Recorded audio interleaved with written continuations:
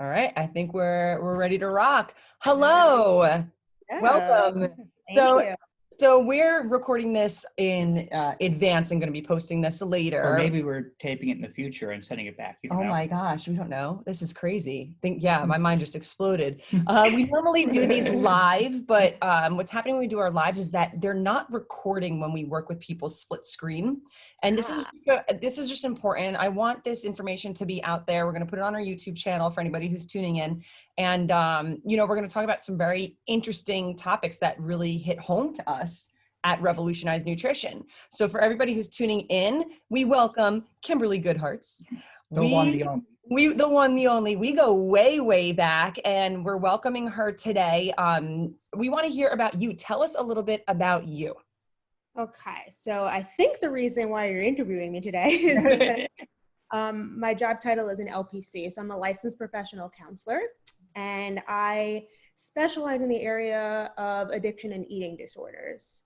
So, like you guys know, this is a problem that's been going on in real life and in the bodybuilding community. So we can kind of tie that in as well. Correct. Yeah. And so I work for an agency and I work for private practice with a friend. And since the pandemic happened, I've definitely been noticing an uptick in a lot of mental health problems. And a lot of that could definitely have to do with the fact that everybody's quarantined and maybe we can't get out and do the things that we want to do. And it's been causing a lot of issues. Yes. Yeah. And we saw a huge increase as well on our end for people struggling with their diet. We work with a lot of people who are very like all in, all out mentality. People who are struggling with a lot of emotions from, being sad, depressed to anger, and they're using food as a coping mechanism. We're having people who are having a lot of trouble finding motivation to take care of themselves again. And, I'm sure that these are things that you hear quite often as well in your office. Absolutely. So I just think that this is just a great, team effort now to get some great information out there. And as well as I think the motivation's a issue, but I think it's only an issue because other issues are creeping up that are taking attention and energy away. Mm-hmm. Like I always talk about motivation, the way I like to view it is, let's say we have a cup of motivation. It's not that you're not motivated to do one thing, it's just you're more motivated to do the other thing. So that thing, maybe sit on the couch and not go to the gym, whatever it is. And right now, a lot of the attention's getting put towards, is my house ever going to sell? Is my job ever going to come back? Money, savings, what? The world's going to hell. Am I going to get sick? So when your brain's all scattered, it's pretty hard to sit there and go, well, I want to make sure I look good and feel good today. Mm-hmm. It's hard to take care of yourself when it's the apocalypse. Yeah. So how do you think the current state of the world is affecting mental health and addiction problems? Oh, okay. So with like addiction specifically, I do know that there are actually resources where you can attend AA meetings online. Awesome. Oh, thank goodness. Super helpful for a lot of the clients that I have. And recently I found out that they're holding meetings in parks where everybody can kind of like socially distance and they can still be part of a group, and have that support from one another. So that's been really helpful for a lot of people. As far as like pandemic goes, like when this first happened, our office did shut down and thankfully we've been doing telehealth. Awesome. So it's kind of like this Zoom meeting, except it's just a HIPAA compliant version of Zoom where, all privacy is intact and you don't have to worry about anything like that. So in a way that's actually been super beneficial for a lot of people because I do work with adolescents and some of them do not have driver's licenses and they are now able to always attend their sessions. They don't ever have to meet because they're not relying on a ride from a parent, or especially if it's an unsupportive parent and maybe they don't necessarily want to have to drive their child. Right. And I can vouch for that. I've been hesitating to take care of my mental health forever. But during the pandemic, I've met with psychiatrists through Zoom. We did our thing. Bam, it was awesome. Yeah, it's super, super helpful where until this pandemic happened, like, a lot of private practices do these types of meetings, but until insurance companies decided, yes, this is something that we're going to get behind, now so many more people have access to mental health help where they didn't before. So in a way, silver lining, this pandemic actually did help out a lot. Yeah, and I think so, you know, like you were saying too, for people that may have an unsupportive parent, partner, spouse, it's nice to be able to kind of do it with full privacy almost. You don't have to let them know, oh, I'm going out, or I walk into that shopping center, I see somebody. You're in your bedroom, your living room, whatever, you do it, it's done, no one even knew you did it. And even better, some people who don't have supportive parents at home, you can go for a walk. Thankfully, this happened during the summertime, or they've had in their cars, and they're able, you know, to have their session in private. And I also get to meet a lot of people's dogs, which has been super fantastic for me. I think that's the best part. It's so true. That is so true. So, I mean, it hasn't been as bad when it comes to providing services for people. Like, that is still readily available. Right. And that's something I was talking a lot about just in the nutrition world. I think a big silver lining out of this would be a large portion of the community that was hesitant to use technology for these things because they remember maybe the first version of FaceTime where it sucked and they didn't get back into it. Where now it's really awesome. It's super great connectivity and very easy to use. And I do think it's going to be great for a lot of people to stay in touch with their healthcare providers more often. Yeah. Absolutely. Now, how have you noticed it affecting people's eating habits or eating disorders? Okay, so when the pandemic first happened, I did have a lot of clients who were in that higher level of care where they were either inpatient or IOP, which is intensive outpatient, meaning that they would meet more than once a week. So the services I provide are strictly outpatient. So that can be once a week, twice a week, depending on patient or client's needs. So when this pandemic first happened, a lot of inpatient facilities weren't holding on to people, you know, just to kind of stop the spread. So I did have an influx of people who were, you know, they were still greatly suffering from it. And at the same time, there have been other issues because nobody's keeping an eye on, you know, their nutrition, making sure that they're doing what they're supposed to be doing. Nobody's with them, making sure they're not in their bedroom doing a million jumping jacks, burpees, you know, and all that stuff. So, I mean, it's definitely been a challenge, but I do find a lot of my people with eating disorders who are in recovery, they've been killing it. Like they've been doing really, really well. They have been, and they're, you know, it's all about this sense of control. And when you're in more control of the food that you're eating, because a lot of people are cooking their food at home, they're not really going out so much. So it's been super helpful for a lot of people. Oh, that's great. I just want to touch on a little thing. So that, you know, you're talking about the, you know, the working out at home too much, that sort of thing. Do you think a lot of the social media motivators saying, well, if you didn't learn a new skill through pandemic, you didn't do this, you didn't do that. Do you think that there's quite a bit of like negative motivational tactics out there that are really setting back the mental health crowd?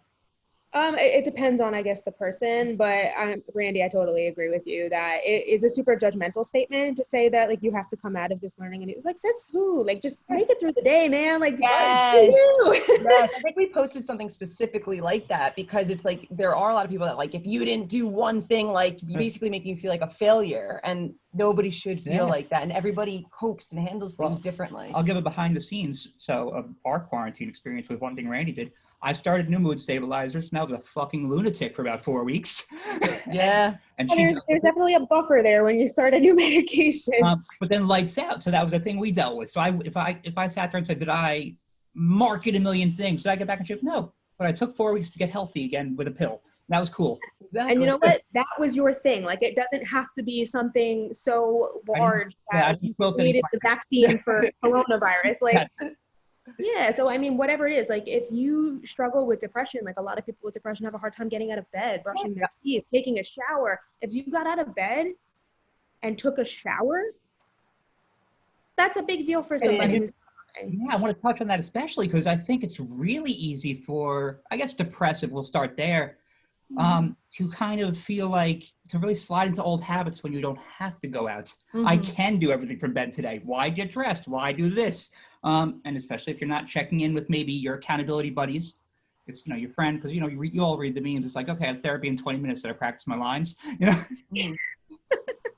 But when people don't see you every day, it's hard. You can hide a lot. Right. Yeah, you definitely can. And if you have a day where you feel like you need to lay and relax, that's okay too. That's part of self-care. Yes. Right. So you don't have to do everything all the time, every day, every minute of the day. It's okay to have time to yourself and, you know, relax and do what it is that you need to do. But it's when you let it linger for too long that you start stepping on your own feet. So that's what I encourage people. Like, if that is something that you're suffering with, reach out to somebody, a professional, a therapist, a friend, you know, family member, whoever it is that's going to help support you through that. I think it leads to a really cool question, which might not be that easy, but like, what would you say would be a warning sign for anyone that's struggling with addiction, food addiction, mental health, a warning sign of, I should go talk to somebody about this? What are the things that I should view in my day-to-day that may warrant? Yeah. Right. So if somebody else notices that you've been more withdrawn, that you haven't been talking to anybody, that you haven't been getting out of bed, that maybe you notice someone hasn't been showering, brushing their teeth, eating, things like that, that's usually a red flag where I would say, hey, maybe it's time that you reach out to somebody. Yeah. That's awesome. Yeah, and I'm curious about that because we've had to refer people out before that, you know, they are outside of our scope, and you get those little warning signs where you're like, you know what, this is another level, and they that professional step of care. And I think that goes to the easy follow-up as a partner, motivator, spouse, or wife, whatever. How do you approach that with someone you care about without insulting them almost? Very gently. But that's why sometimes it is best to talk to a professional about it, because when you talk to a therapist, it's a completely unbiased person. This is not someone that has any stake in your life whatsoever. You share with me what you feel comfortable. And with that being said, a lot of people don't make changes until they realize, okay, this isn't working. It's not effective. What can I do to make my life more effective? Well, that sounds like nonsense. Nobody has to fail and do it the hard way, right? I never heard of this. No, it's not done the hard way. I mean, people are super stubborn, whether it be like maybe they're in denial or maybe they don't feel ready to make any types of changes. And that's okay. I mean, sometimes you have to get to a point where you're like, okay, what I'm doing is just, this ain't it. This is not me anymore. And at that point, a lot of people, you know how some people say you have to hit rock bottom before you get back? I was just going to say that. I don't believe necessarily you have to hit rock bottom. For a lot of people though, hitting that really low is that wake up call. Yeah, I feel like when they feel like they're about to lose something or already lost something that they could have taken for granted, when they realize, oh boy, you know. Yeah, and that can be a very difficult thing, I think, when you're in the pits of despair, let's call it, because you almost don't care about what you're losing, so it doesn't hurt as much. And there's always, I always go, there's always another rock bottom to find. Yeah, I mean, I'm hoping that nobody ever gets to that point. Unfortunately, sometimes it does. And you find that a lot with a lot of severe mental illness, that they tend to push everybody away. And it's usually not even done on purpose. It's just you're so stuck in your own head that it's just very difficult. And if you are lucky enough to have somebody close to you recognize that that's happening, that's a huge plus. Not everybody has that though. Right. Yeah. So that's, I'll go back to, I want to go back to food for a second. I'll get back to that. That was a good one.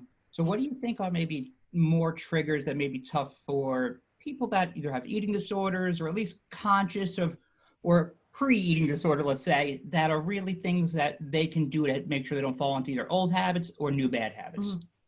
Okay, so a good way to kind of, like, are you trying to figure out like how to determine if somebody's like getting to that point? Or like almost a personal how to pull a self-audit, like, okay, if I see myself doing A, B, and C, all right, I'm falling back into my old habits or maybe starting to develop an unhealthy pattern. Okay, when you start paying attention to, I hate to throw social media under the bus, but I'm gonna do it. Its feelings won't get hurt. No. Yeah, so I mean, obviously edited photos of people that, you know, don't look exactly how they look, and then people look up to that. And let's even throw bodybuilding under the bus for a second. You and I both know. So you are an IFBB pro. You were at that level. I've competed 5 times. Didn't really do so well. It was a fun experience for me. But you know what? Every now and then I look back at my pictures and I'm like, you know what?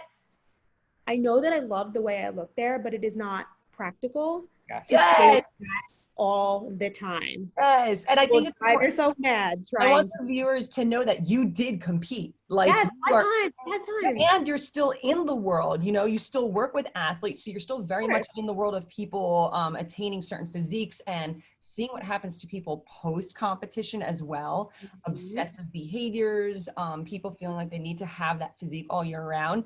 You know, you've experienced it. Me, I remind people all the time, I go, even as a professional athlete, no, absolutely not. I don't look that way all year round. Absolutely not.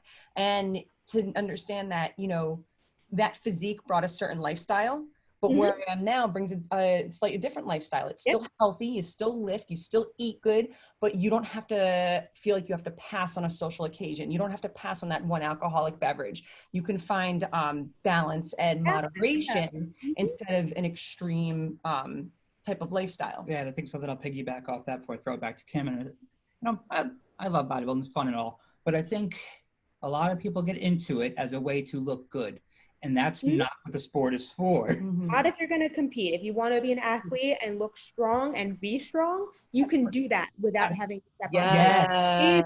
It's just an added perk. And don't get me wrong, I love it. I love the lift. I love the makeup. I love the hair. I love all of those things. It's fun. And I do encourage people, like, if you're interested in it, definitely try it. I think it's a really fun. And it should be fun. That's the thing. It should be fun. Yeah. You and me have so much fun backstage. So much fun. Fanny pack princesses. But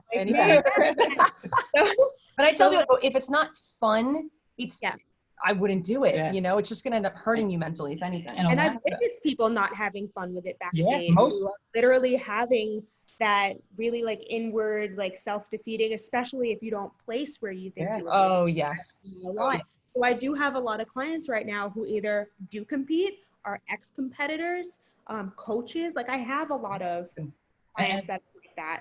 Good. Yeah, and it's such just a bonkers world where I tell people, I'm like, you can be a bodybuilder and not compete. Yeah. You can go to the gym, you can eat healthy, you can do all the right things, but I always say there's a 5 to 10 pounds of life fat.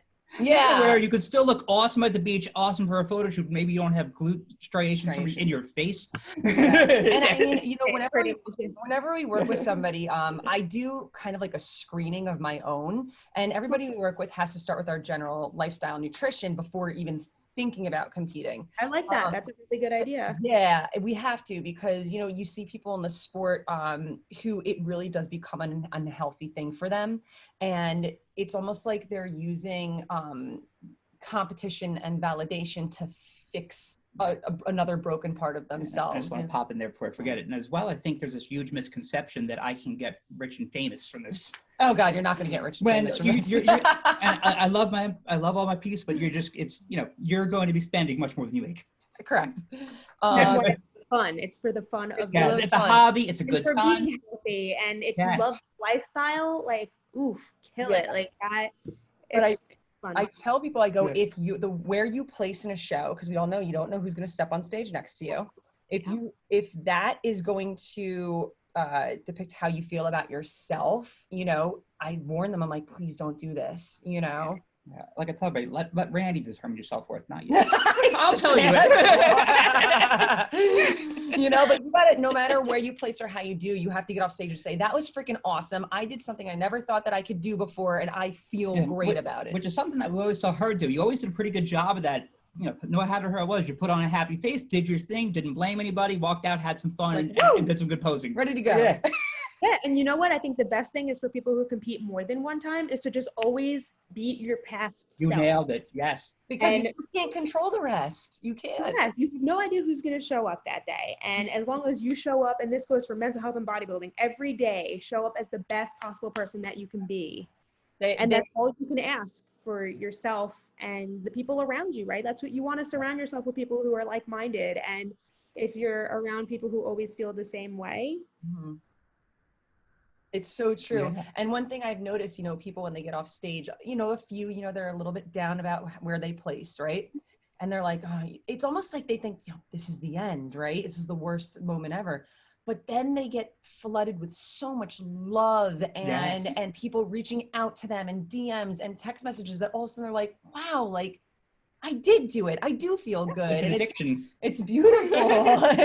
That's the thing too. It's like we crave positive reinforcement, right? So when you're on stage, obviously having that trophy or medal that you get to take home is it's a materialistic validation tool. Like, I earned this. But just because there were 5 other people who just slightly tighter, more, leaner, whatever.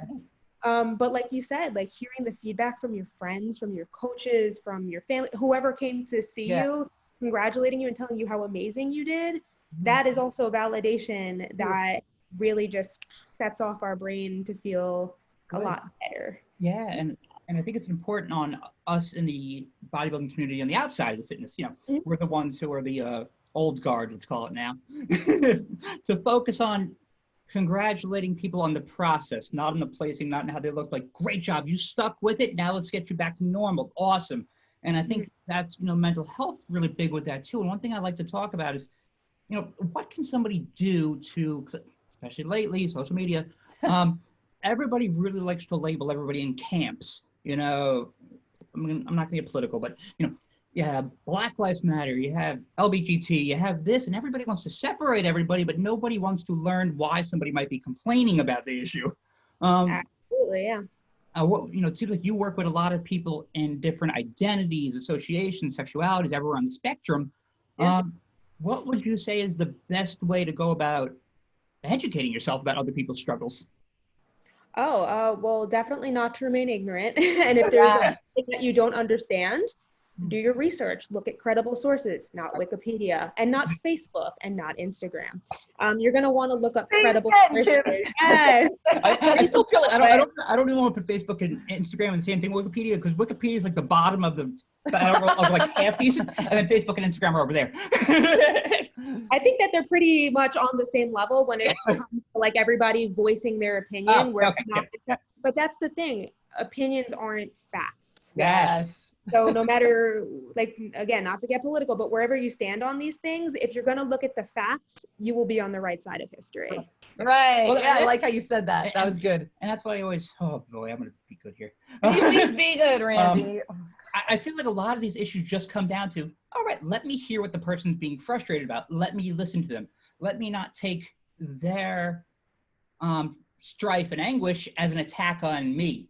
Yeah, and a lot of people like to take these things personal when, like, dude, it's got nothing to do with you. Yeah, well, I mean, we saw it, and I feel like it's gotten better in the LGBTQ community over the years, but I think it's still always a battle with that. But I mean, early on, you heard the old line of, well, you know, if they just weren't so flamboyant, it wasn't in my face, it wasn't this. It's not an attack on you. Why does their lifestyle bother you? I never not. Like, if that's not for you, then don't do it.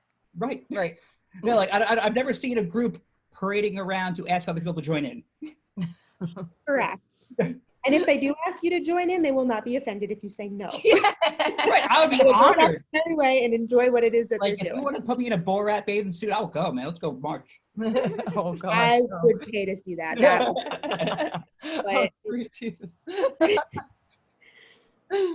But yeah, so like, and I think, you know, I guess the sexuality stuff can be a little tougher because, you know, there's a lot of education there. And I always kid around. A hard part with discussing from the more liberal side, I'd say, just not to say educated, I'd say liberal, when you're trying to talk to somebody who's not understanding, is to even get to the understanding point. I think there's 10 layers of base information you need to already know.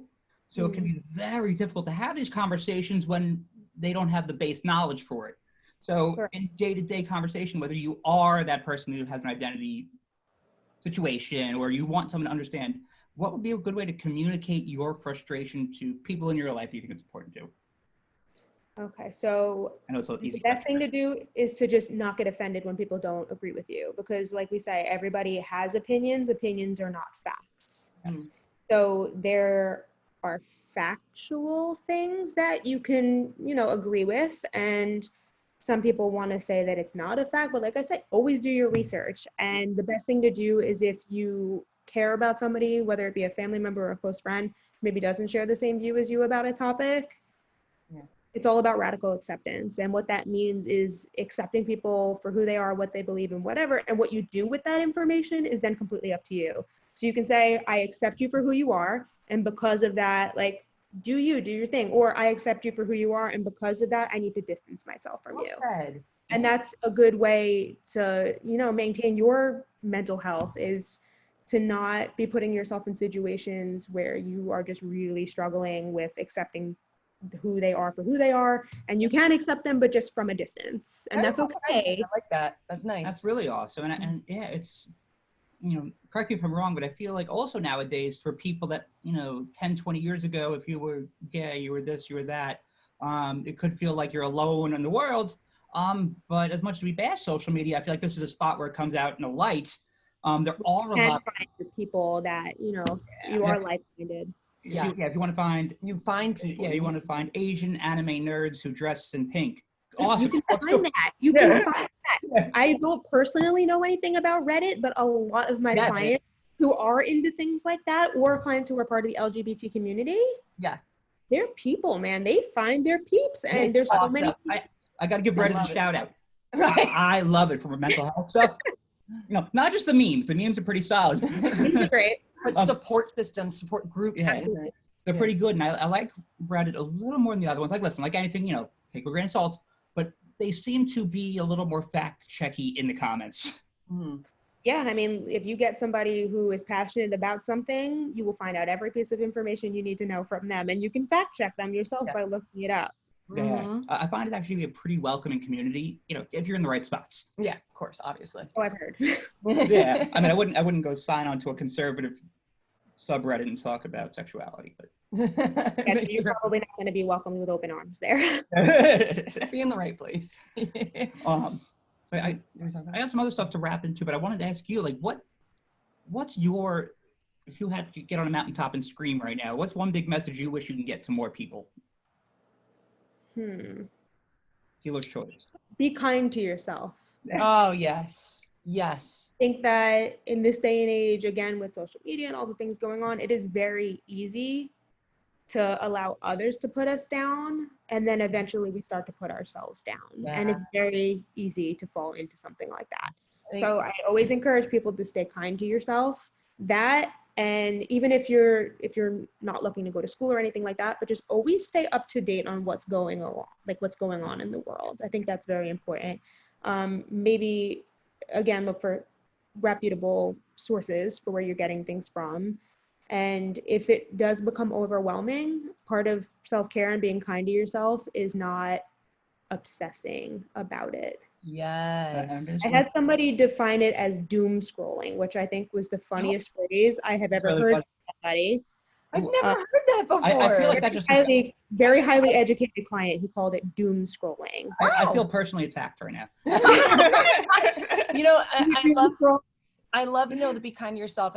Me and Rebecca especially, or one of our nutritionists, she's always said, be kind to yourself, be patient with yourself, forgive yourself. Like self-care, it's just so very important. And like we were saying, with social media, pressures of our spouses, pressures of our family, and friends, I feel enough people don't accept themselves, forgive themselves, and take care of themselves. And it's just so important to stress that. So I'm really glad that you said that, to be kind to yourself. I just want to hop on that because I feel like I represent the broken people of America. You're not broken. People aren't broken. If there are parts of you that you want to make better, you do it. Well, the thing is, I'm trying to, the more I break, the more I can replace with cyborg body parts and become kind of, the whole thing I got going on. He just wants to be a robot. Okay, well, in that case, then yes. Break away. But, you know, I think some of the advice sounds so easy and simple, but to someone who may be in that darkness, what do we mean by be kind to yourself and forgive yourself? What does that even mean to someone who doesn't know how to do that? And when you're in such a dark spot, it's hard to shift that perspective and see that. Absolutely. And I tell every person, this is not something that happens overnight. It's not something you just open your eyeballs one day and like everything is all rainbows and butterflies. This is something that takes a lot of practice. And this is something that you do over time, because it's unlearning old behaviors and then relearning new behaviors.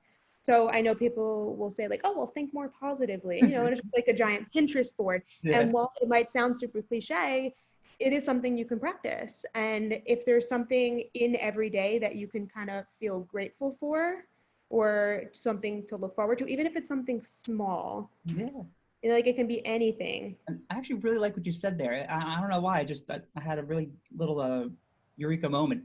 I think that's really cool. You know, do the dorky things, do the cliche things. Practice. Never fanny pack. Wear it. Because, you know, when we were all in elementary school, we do a little project, put it on the board and bring it home to mom. We all felt good. It did feel good. I want that on the refrigerator. So why not make your vision board, make your motivation board, put it in your bathroom. It's super helpful. I think what's important though is you have to be open-minded to it. You can't be like, well, that's corny, that's cheesy. You do need to be open-minded to it and just try it. But that kind of goes back to what I was saying before, that if you're not ready to make a change, it's probably not going to stick. Right. This has to be something that comes from within. And there's different stages of that. So there's this pre-contemplative stage where like you're debating, but you're not ready to actually do it. Mhm. And then once you get to the point where you're ready to make that change, then you can start working on it. But like I said, sometimes it gets to a point where you're recognizing what I'm doing in my life is not effective. What do you think about those who, and we've seen this as well, and I'm not sure if you've probably seen this as well, people who fall into self-sabotage, thinking can I do this? I can't do this. Is it even worth it? I might as well just keep doing the bad behaviors, kind of like self-sabotage and not allowing themselves to succeed. Almost setting themselves up to fail. Yes, setting themselves up to fail. So sometimes people do things like that because it could be a self-esteem issue, or they say, well, if I ruin it, well, this is completely unconscious for the most part, but if I ruin it myself, then I can't it can't be ruined in the future. Right. Yeah.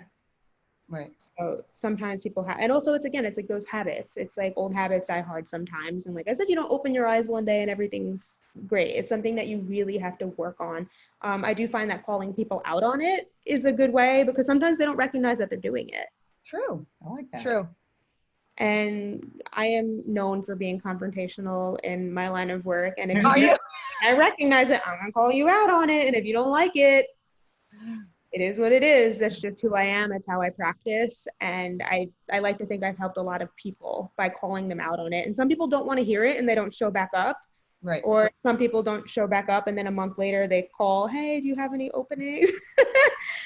Or I've seen that. yeah, I mean, in your line too, it's like, well, when it comes to nutrition, like that's a huge aspect. And I do refer a lot of clients to see a nutritionist if they're dealing with things like that.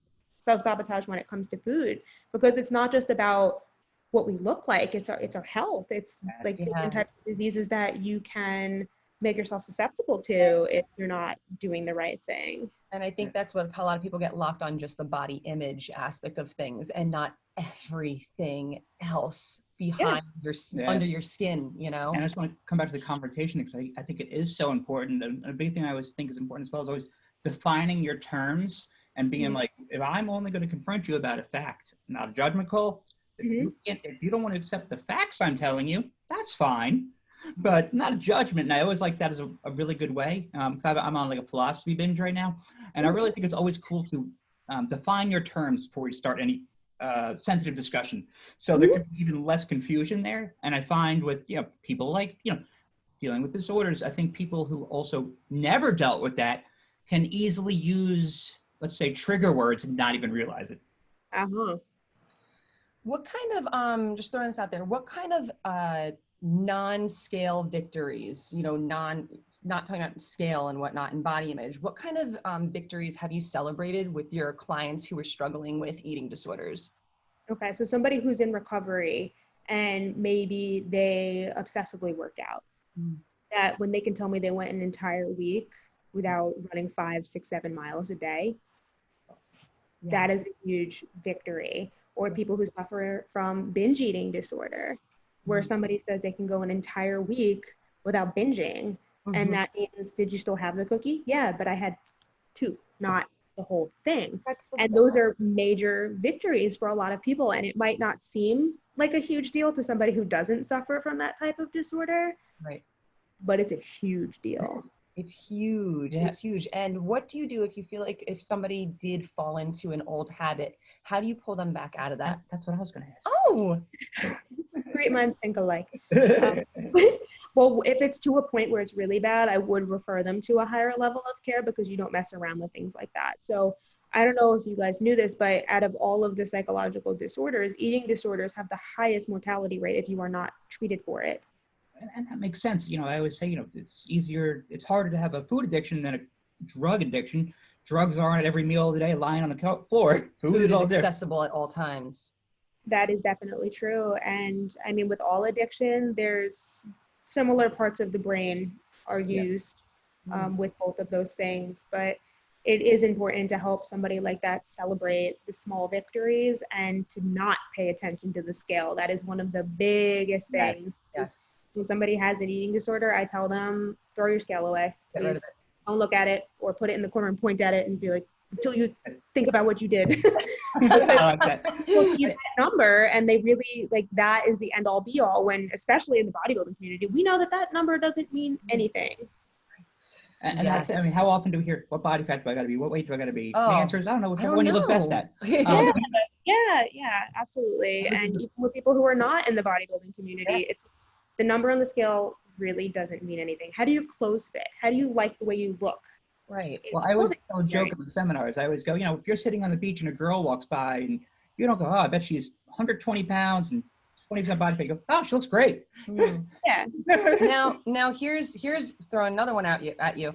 Say you are working with somebody, right? And they don't have the scale, they don't know what the weight is. And you do ask them, how do you feel and how do you like the way you look? And they still respond, I hate what I see. Okay. I then ask them, why does that matter so much to you? And how do you feel health-wise? Are you able to walk up the stairs? Are you out of breath? Right? Yeah. Things like that. Now, if somebody who was diagnosed with anorexia, they might have a difficulty. Look, they might think that, okay, I love the way my body looks, but you'll get 3 steps up and you feel like you're going to pass out.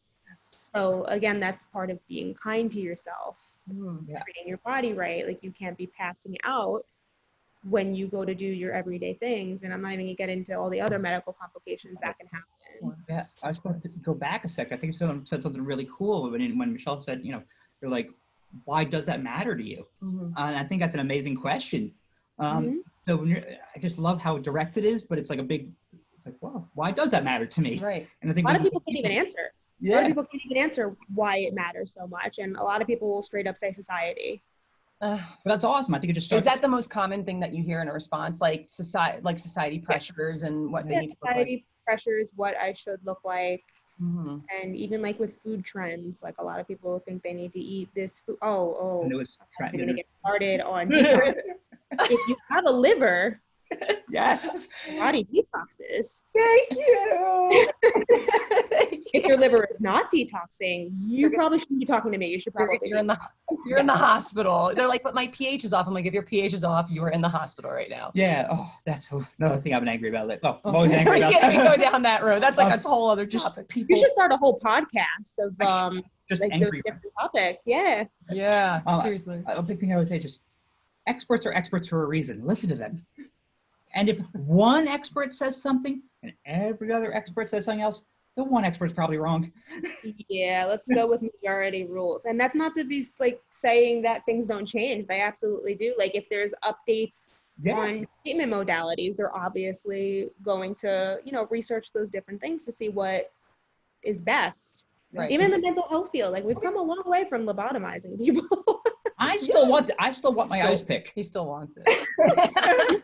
Yeah, I don't know if they do it anymore, but I'm sure you could find some guy in an alley who would be willing to do that for you. You know what? I have my weekend set now. Oh my gosh. So like when somebody comes to see you, what happens during a session with you? Kind of walk us through what somebody would experience when they're working with you. Okay, so let's take it from the very beginning. So I do have a page set up on psychologytoday.com if you want to look me up. And on there, I think that website is amazing because it's literally a catalog of what it is that you're looking for. So whether or not you want to go through insurance, you can look up different insurance panels. If you want to pay out of pocket, there's options for that. If you want a therapist who is certified in certain types of therapy, whether that be CBT, DBT, like all different types of therapies. Like if there's something specific that you were told will be good for whatever it is that you're going through, you can find a therapist who specializes in it. And if there's certain populations that a therapist works with, you might want to look for a therapist who has that. So once you get to that point, you would call up, email, or whatever this therapist, and you would either see if credentials line up, if it's something that you can do. And then from there, you would look into getting scheduled with that person. Now, when you get scheduled, right now, I'm doing everything through telehealth. Everything is video because I am messing around when it comes to coronavirus. Yeah, so for now, everything's online. But like we said before, it's actually been super beneficial for a lot of people. So once you have your appointment set up, you would then have an intake. And with an intake, that's kind of when you get to know your client. Now, I like to ask things like, what is your age? What do you do for your profession? What are some of the struggles that you've been having? Like what brings you in metaphorically for therapy? Yeah.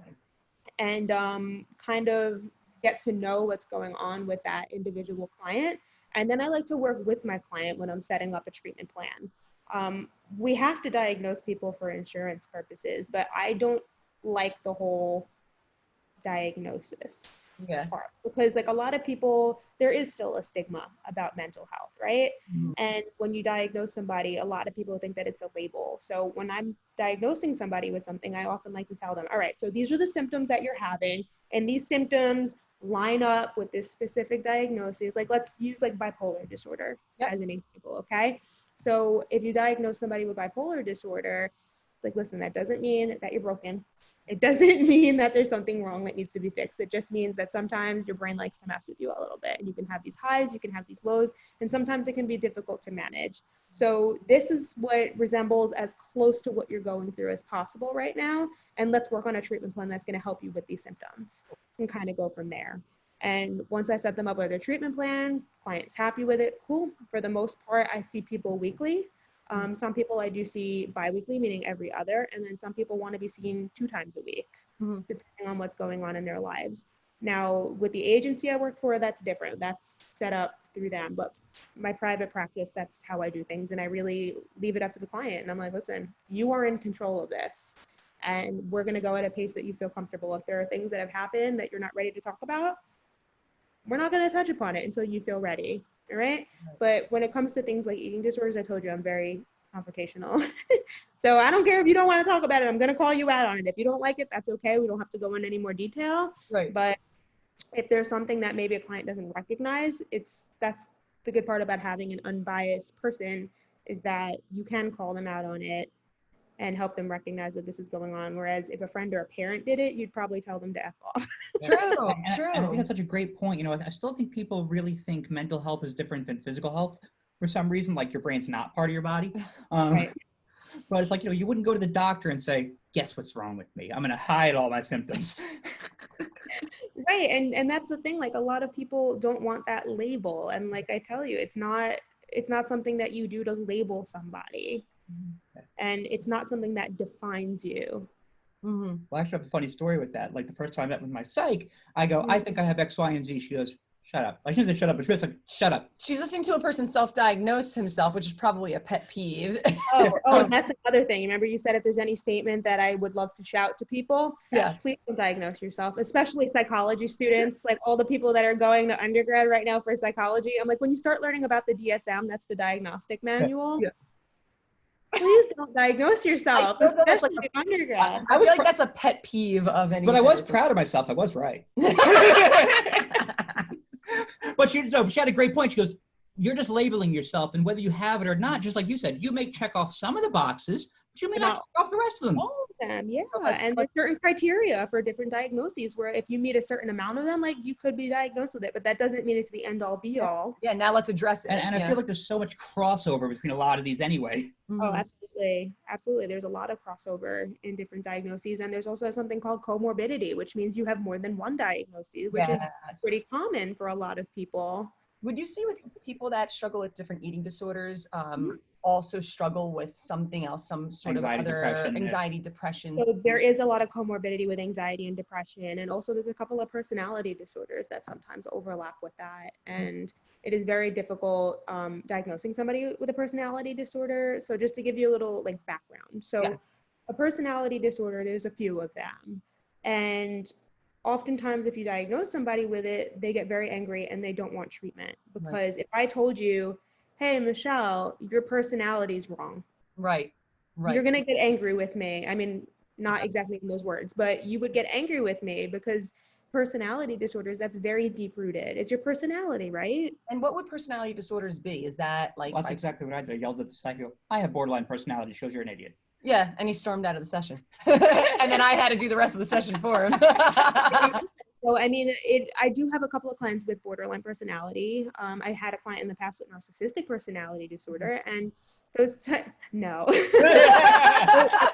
diagnoses, like they're difficult to medicate because Very. it's a personality disorder. And you mentioned mood stabilizers before, like that can be used with a lot of people because a lot of the people who were diagnosed with personality disorders have a difficult time regulating their emotions. And I mean, it's much more broad than how I'm explaining it, Sure. but So there's a lot of that would be like borderline personality, bipolar. These are all personality disorders. no, bipolar disorder is not. Okay. Yeah, those more like the Bipolar disorder is separate. narcissistic, those. Narcissistic personality, borderline personality, antisocial personality, That's a lot of histrionic personality. There's a bunch of them. I mean, they're not as common as or as glamorous as like you know what I mean, like more diagnosed than Right. Yeah. generalized anxiety or major depressive disorder. Right. Bipolar disorder is pretty common as well. Okay. Yeah. And I think something important that you're saying that I think is really important for anyone who's listening to hear is just because you received a diagnosis, it should just be for insurance purposes. Doesn't mean this is never going to go away. This doesn't even mean this is your final diagnosis. This could be layer 1 and we go deeper, go, oh no, there's way more there. Or way less. Like say that somebody if you diagnose somebody with major depressive disorder or generalized anxiety, like once you start treatment and you start learning like proper coping skills, sometimes people need medications, sometimes they don't, and it gets better, but it's something that you have to work towards. With anything in life, right? If you want to achieve something, I always tell people, like, what is your goal in therapy? If everything was right in your life, what does that look like? And I have them explain exactly what that would look like for them. And then we set up those goals and our treatment plan so that you can get closer and closer to those goals. I love That's that. really awesome. I love that. I like this positive outlook she has. It's very nice. I love Kim. That's why I was like, so I was so excited to get you on here. I was like, I know she'd be so perfect at this. I want to battle with them. I'm like, no. But that's the thing, like it's not always rainbows and butterflies and not every day is perfect. And it's a matter of learning how to cope with the difficult times so that you can have those really good times. And just because things seem really bad, they can get better. How do you people, what are some, I know it's definitely individualized person to person, but what are some of the top coping skills you've seen people utilize that battle different eating disorders, whether it's binge eating or anorexia, anything? What are some ways you have them channel their energy? I guess like day one advice, sort of. Okay, I do often, if somebody comes in, even if they think they have an eating disorder, I'll assess them for it. And if I think it's to a point they need a higher level of care, I refer out. That is the responsible thing to do. You should never hold on to a client where you are not the level of care they need. It's irresponsible. Right. I do get a lot of people who are in recovery from an eating disorder, meaning maybe they've been inpatient at some point, they've leveled down to intensive outpatient, and then they level down again to me, which is outpatient. So that's kind of where you're just maintaining what you already know, the information that you have, and you leave these, like they don't graduate you from these programs unless they feel that you're ready for it. So when somebody comes to me, it's just maintaining what they've already been dealing with. So it's talking about the different coping skills, which ones they've used, which ones they found to be helpful. And every person is an individual. So what works for some person will not work for another person. So a lot of people who are in recovery, maybe they are able to have a healthy exercise routine. There's a lot of people who are able to have a healthy exercise routine, and that's because they're more self-aware. They're able to recognize when certain behaviors or thoughts are popping into their head, and they're able to slap it down, or they come and talk to me about it and we talk it out together. Now, usually this will be triggered by something. So say somebody also is comorbid PTSD, post-traumatic stress disorder, and say maybe something happened that kind of triggered a memory for them, and then that control comes back, or okay, I don't have control, it's all unconscious, but I don't have control over what triggered me, so I'm going to take control over what I'm eating, and I'm not going to eat, or I'm going to be careful about what I eat, and things like that. But another thing that I like to teach people is that food is fuel. That is the purpose of food, right?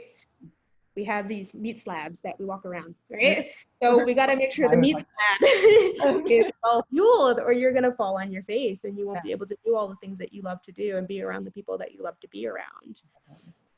Yeah, and I think it's so, I'll get towards the end here, and I think also people forget, your brain gets fueled too, and when we're deprived or in a state of either extremes, I'm going to say intrusive thoughts can be more, there's a lot more of them on those spectrums. Yeah. But I guess closing. Yeah. Oh, you got more? No, I was just saying anything else that you want to, because I know you have a busy day today also, anything else that you want to share? And where can we find more Kim if we want to? Well, you can always find more Kim right here. But yeah, I mean, moral of the story today is just always be kind to yourself, and it's okay to ask for help. It doesn't mean that you are less than. It doesn't mean that you're not worthy of love just because you're going through something. Reach out to somebody. And whether that be a friend, a family member, a spouse, a child, whoever it is that you look to when you're not feeling yourself, you're not a burden. You're not bothering anybody if you feel like you need to reach out. Writing it down. That's my number one thing. I'm like, I'm going to bother them. I'm a burden. That's my number one thing. That's the thing. Think about it realistically. If you were a burden, would you have those friends? Would they want to be your friend? Are we really your friends then? I just want to love you. And that's what it comes down to. Like, a lot of people, they just want to feel loved, validated, and needed. And sometimes that starts from yourself. Like, you have to be able to validate yourself, because at the end of the day, who do we always have? Ourselves. Yeah. So we have to practice self-love and self-care and all of these things. Even on days when you don't feel like it, you got to do it anyway. Yes. Yes. That's awesome. Thank you so much, Kim. This was really fun. I think I could talk for 5 hours. I know. This was amazing. We're going to be sharing this on YouTube. I'm going to share the YouTube video on our social media platforms and share your information, where everybody can find you. I have the bio and information that you had sent me yesterday. And I guess if anybody needs to find you, go to that website that you had sent. Psychology. Either that website or psychologytoday.com, and you can type my name in. But the website that I sent you, that's how to reach out to me directly. Like, if anybody is looking for services, everything is all online, super convenient right now. Awesome. And yeah. Oh, Kim, you're fantastic. great. Thank you so much for joining us. Enjoy your pandemic. Thank you for having me. Thank you. You guys enjoy your pandemic. And if there's any interesting topics that you kind of pop in later, like, oh, that would be good to discuss, let us know. We'd love to have you back on. Or if you want to rant for an hour, we're here. I'm always down for a good rant, Randy. Like, I love it. Join ranting. Join ranting Randy on the ranting with Randy. I like it. That's stay tuned. Stay tuned. Yes. All right, Kim. Have a great day. Thank you, Kim. Thank you so much. Bye. Did it record?